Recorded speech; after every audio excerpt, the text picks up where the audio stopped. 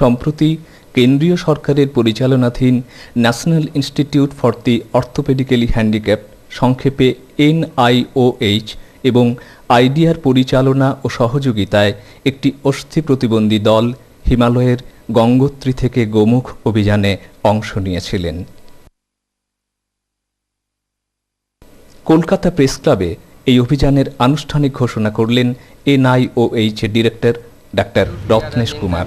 তিনি বলেন, প্রতিবন্ধী মানুষদেরও স্বপ্ন আছে, আশা আছে, ইচ্ছে আছে। প্রতিকূল পরিবেশ অনেক ক্ষেত্রেই ইচ্ছে পূরণে, স্বপ্নকে বাস্তবায়িত করতে বাধা হয়ে দাঁড়ায়। আমি মনে করি প্রতিবন্ধীদের এই অ্যাডভেঞ্চার অভিযান শুধুমাত্র আনন্দ উপভোগের জন্য নয়, তাদের যাত্রাপথে লক্ষাধিক মানুষকে প্রেরণা যোগাবে। আমি এই অভিযানের পূর্ণ সাফল্য কামনা করি।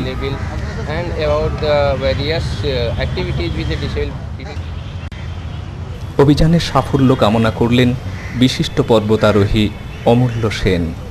আমার খুব ভালো লাগছে যে তোমরা বিগলিত যমুনা, জাহ্নবী যমুনার উৎস গোমুখে নিয়ে যাচ্ছ প্রতিবন্ধীদের, ছেলে মেয়ে বোধ। অসম্ভব ভালো লাগছে। তোমরা গঙ্গোত্রীর থেকে তোমরা যখন হাঁটতে আরম্ভ করবে খুব ভালো লাগবে।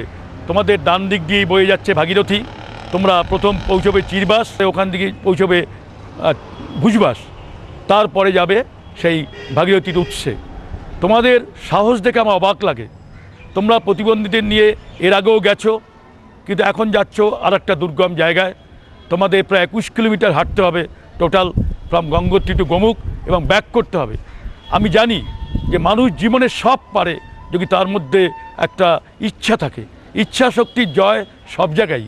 এবং আমি বিশ্বাস করি তোমাদের যে প্রোগ্রামটা করছো এটা পৃথিবীর মানুষকে, প্রতিবন্ধী মানুষকে তাদের শেখাবে যে তারাও সব কিছু পারে যদি অন্য লোকের প্রেরণা উৎসাহ পায়।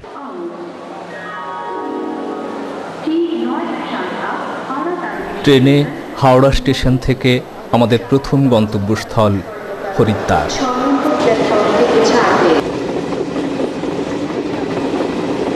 14 জনের প্রতিবন্ধী অভিযাত্রী দলে 4 জন মহিলা অভিযাত্রী। প্রতিবন্ধী অভিযাত্রীদের মধ্যে কারো কৃত্রিম পা, কেউ প্যাচ নির্ভর, কারো দুটো হাতই নেই, কিন্তু প্রত্যেকেরই মনোবল আকাশ ছোঁয়া।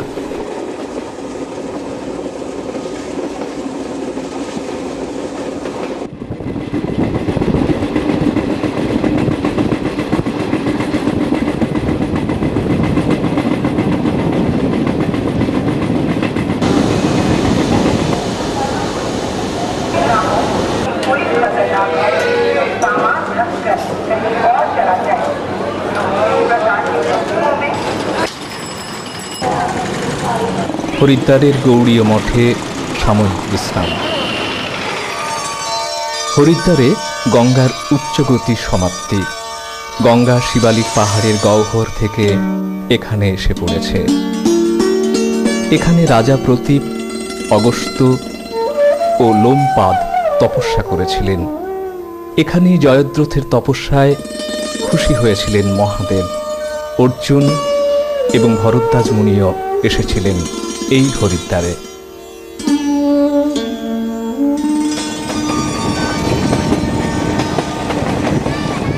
হরিদ্বার থেকে ঋষিকেশ।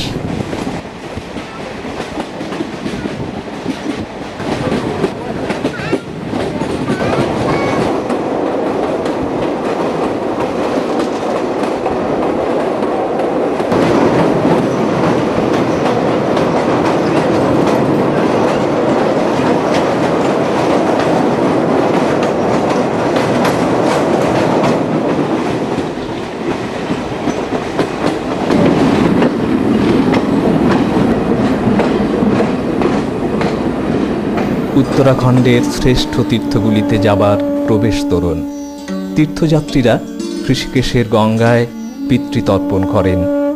মহাপ্রস্থানে যাবার আগে পাণ্ডবেরাও কুরুক্ষেত্রের যুদ্ধে নিহতদের উদ্দেশ্যে এখানে পিণ্ডদান করেছিলেন। এখানে গঙ্গা অগভীর কিন্তু খরস্রোতা। অভিযাত্রীদের কেউ কেউ সেরে নিলেন পুণ্য স্নান।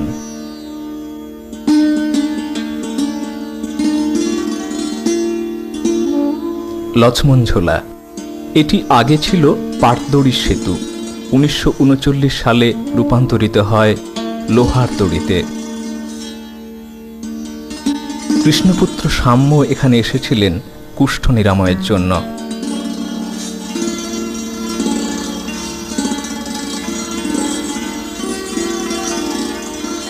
সেতু পার হলেই 13তলা মন্দির।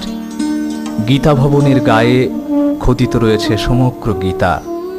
এখানে রয়েছে বহু দেবদেবীর মন্দির, আর রামভক্ত বানর সেনারা গোটা লক্ষ্মণ ঝোলা জুড়ে রাজত্ব করে চলেছে এখনো।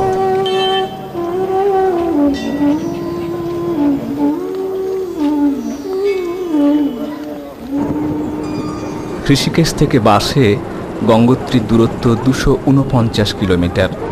আমাদের প্রথম গন্তব্যস্থল উত্তরকাশী, দূরত্ব 167 কিলোমিটার, উচ্চতা 1158 মিটার। একপাশে 1000-1500 ফুট গভীরে ভাগীরথীর স্রোত, অন্যদিকে নীল আকাশের সঙ্গে গলাগুলি করে রয়েছে পাহাড়, পাহাড় আর পাহাড়, কখনো রুক্ষ, কখনো ছোট ছোট সবুজ গাছে আবৃত। পাহাড়ের সবুজে ধোঁয়ার কুণ্ডলী, ঘণ্টার পর ঘণ্টা দাবানলের এমন দৃশ্য মানুষকে ভাবিয়ে তোলে।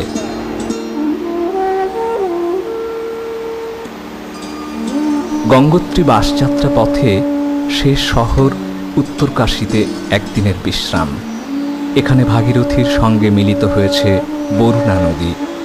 কালী একদেশ, বিশ্বনাথ ও পরশুরামের মন্দির এখানে বিখ্যাত।